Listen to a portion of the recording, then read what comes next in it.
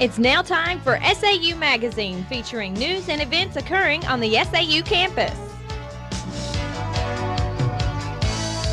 Welcome to SAU Magazine. I'm Brandy Black. And I'm Leesa Rice. Leesa will be back later in this program with Michael Walters, the director of the Magnolia Town Players and a theater major here on the SAU campus. And Brandy will be talking to Mr. James Reppert, professor of broadcasting here at SAU and the brains behind the SAU Magazine program. Stay tuned, we'll be right back. Suicide is the leading cause of death among people between ages 15 and 24. Each year, some 5,000 suicides by young people are reported. It's a problem for many in this age group, but for most, it's a problem that's preventable. If you're considering suicide, remember that others do care. Get in touch with someone you know. Call a hotline or a friend. Talk to your family or your doctor or school personnel. Choose life, and remember, suicide is not the cure, it's the problem. We'd like to welcome James Reppert to SAU Magazine this week. Mr. Reppert, how much teaching experience have you had? Thanks, Brandy. This is my 9th year of teaching at the college level. I served 2 years as a graduate teaching assistant at the University of Nevada, Las Vegas. I served as a visiting instructor at a branch campus of Purdue University in the 85-86 school year. Then I served as an instructor at Southeastern Louisiana University in Hammond during the 86-87 school year, and I'm right now completing my 5th year here at SAU. What was the program like, the broadcasting program here on campus like, before you came here? It was pretty sad. I don't mean that in a negative way, but the previous individual had left in the middle of the school year who had taught the broadcasting courses, and I believe that was in 85, and they had been without a broadcast person for 2 years. And when I came here, the interesting thing was the videotape editing room, which is where most of the student TV projects are produced, was being used to dub plays, and that's fine because nobody really knew how to operate the equipment. But one of the things I've tried to do with the kids in the past 5 years is to acclimate them to be able to do as many different projects and tasks as possible. And I'm very proud with the quality of their work.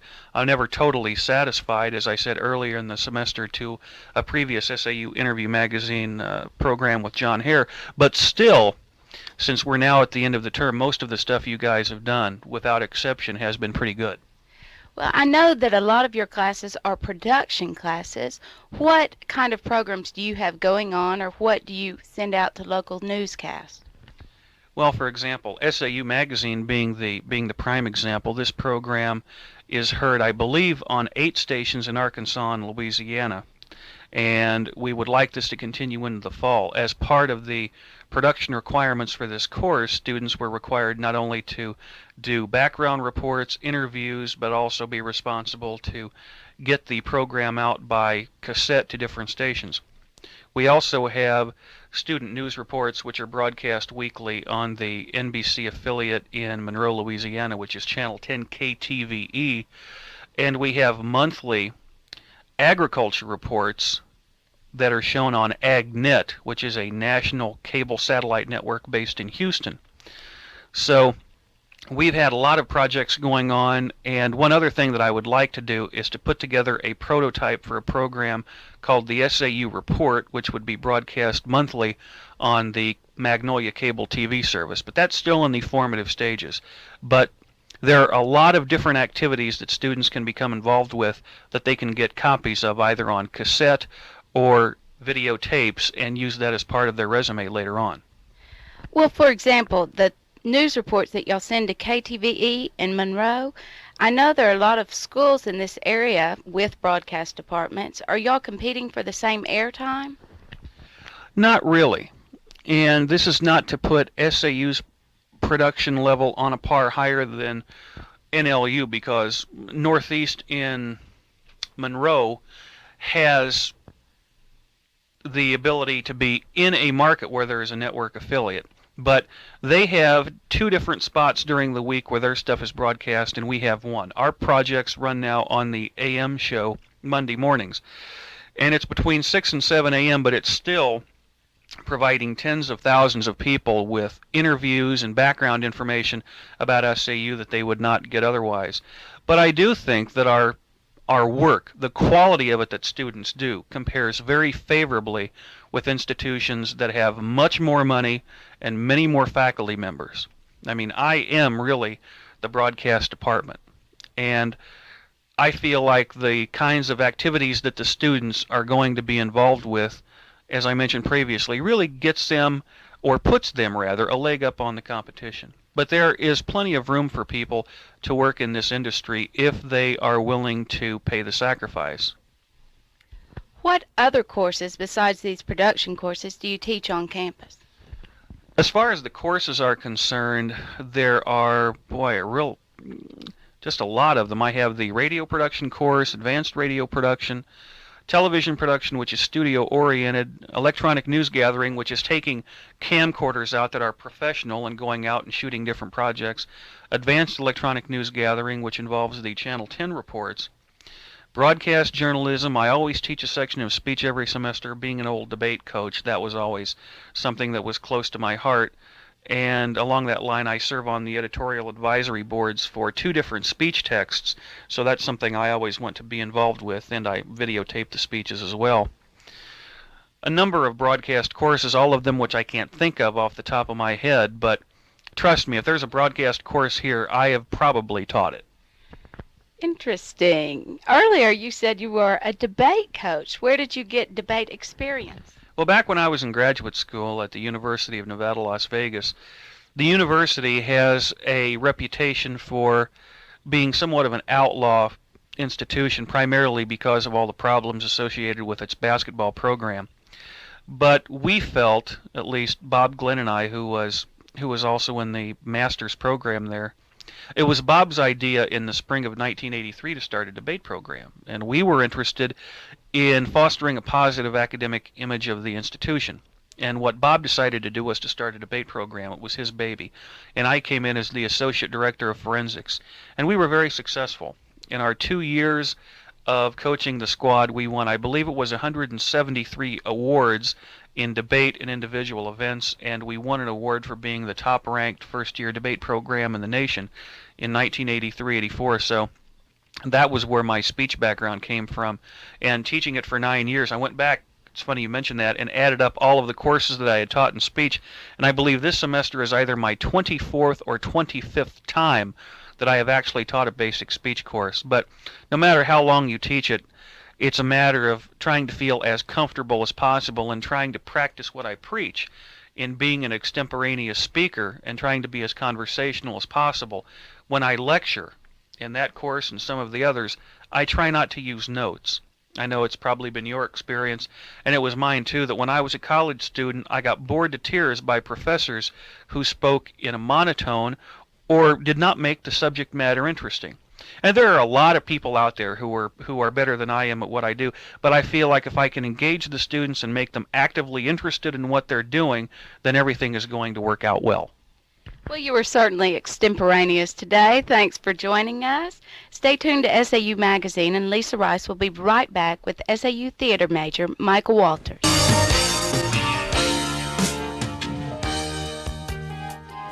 Are you satisfied with just the knowledge you've gained from the School of Hard Knocks?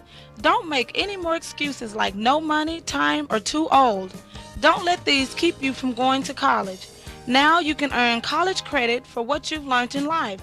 For details, contact the College Level Examination Program and send your card to CLEP College Level Examination Program, Box 1902, Radio City Station, New York, New York, 10019. This has been a public service announcement by the College Level Examination Program Committee. This is Amanda Anderson reporting for SAU Magazine. Michael Walters of the Magnolia Town Players is a sophomore theater major at Southern Arkansas University in Magnolia. Walters has been in theater since he was 8 years old. He has worked with a community theater in Maumelle and is the founder and director of the Magnolia Town Players. The Magnolia Town Players will perform 2 plays this summer. The first one will be Little Abner in June and Little Shop of Horrors in August. Both will be at Harton Theater on the SAU campus. And now here's Leesa Rice with Michael Walters. Good afternoon, Michael. We're happy to have you here with us today. And I'm happy to be here. Okay, I know that everyone in the listening audience, including myself, would like to know why you would want to start a community theater in Magnolia. I felt Magnolia had kind of a void there. There are a few community productions that go on every periodically, like The Follies, which raises money for the Arkansas Children's Hospital. And then, of course, there's the college musical, which allows everyone in the community that would like to come out and try out. But I felt we were kind of filling the void. There's a lot of talented people in Magnolia, and we need to kind of give them the opportunity to have some time on stage. That's good.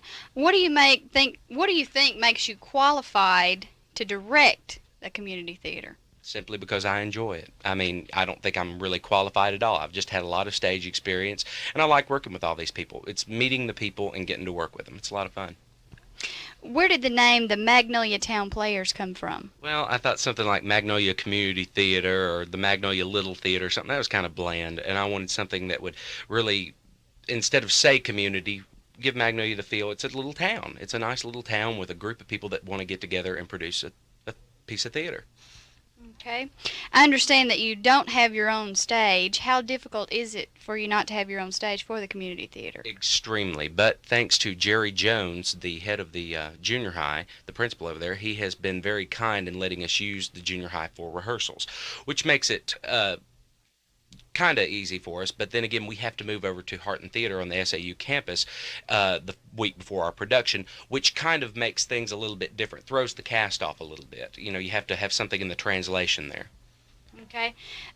Do you allow anyone to participate in your shows? We allow anyone who would like to come out and audition and participate in our plays. We like to have as many people that audition be in the show. Unfortunately, that's impossible. Just for example, for Little Abner, we had approximately 135 people try out, and we cast, God help us, 75. And by the time that number dwindled down, we've got a cast of 65 people, and we've got a crew of probably about 30 people helping us do tickets, program, this, that, and the other. A lot of little things that go into making it. Okay. How long have you been involved with the theater?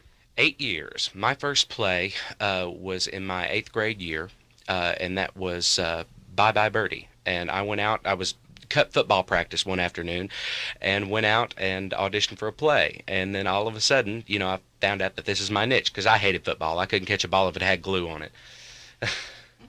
Okay. I understand that you'll be working with the Oklahoma Shakespearean Festival this summer. Why don't you tell us a little bit about that? Well, I feel real privileged that I got the opportunity to do this. When I went up to the Irene Ryan semifinals in Lubbock, I was extremely pleased when I was offered the parts of Ben Rumson in Paint Your Wagon this summer for Oklahoma Shakespearean Festival. It's kind of difficult to explain it to you, but it makes me feel great to know that I've got a professional job. This is my very first professional job, and I'm really thrilled with it. Okay. Have any other students from SAU gone to work with the Oklahoma Shakespearean Festival? Not that I know of. Not that I know of it. Miss Riso, the lady who's the head of it in Oklahoma, she told me that that I was probably the first person from Arkansas that's worked with the festival. Okay, that's very interesting.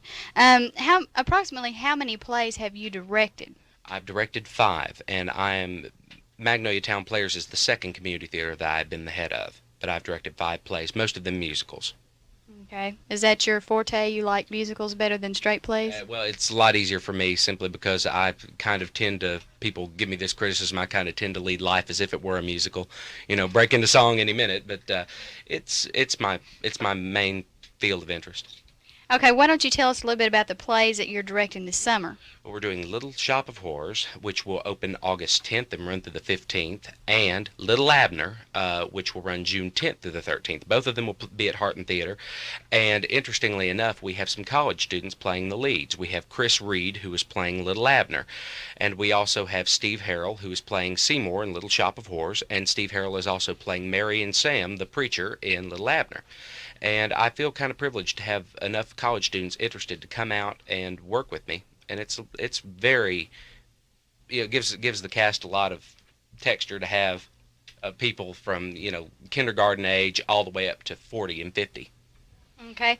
How does the community theater, or has it, improved your own acting ability? It hasn't, other than the fact that when my leads don't make rehearsals, I wind up having to play the parts. And, then again, you start to feel kind of schizophrenic at that point. Okay. How much of the characterization of the characters that you direct comes from your own personal experience? I kind of let the actors have free rein with what they want to do. There's a lot of limitations that, go with the characters. For example, for Little Abner, the show was based on the musical. And the movie is almost exactly like the stage play. And I kind of wanted all of the actors to watch the movie and kind of get an idea of how these characters were played, because those are the definitive versions of the characters. If the show were a little bit different, if the characters were not so highly defined as they are in Little Abner, I wouldn't have any problem with the actors going out and totally creating something different if that were the case. But definitively, yeah, I wanted them to watch the movie, and that's usually a big no-no to directors. But I like to give the cast the opportunity of, if not imitating, at least coming close to that characterization. Okay, well, we'd like to thank you, Michael, for being with us here on SAU Magazine today, and we hope to hear from you again whenever you have some more plays going on or whatever. And we hope all of you will join us for another edition of SAU Magazine next week.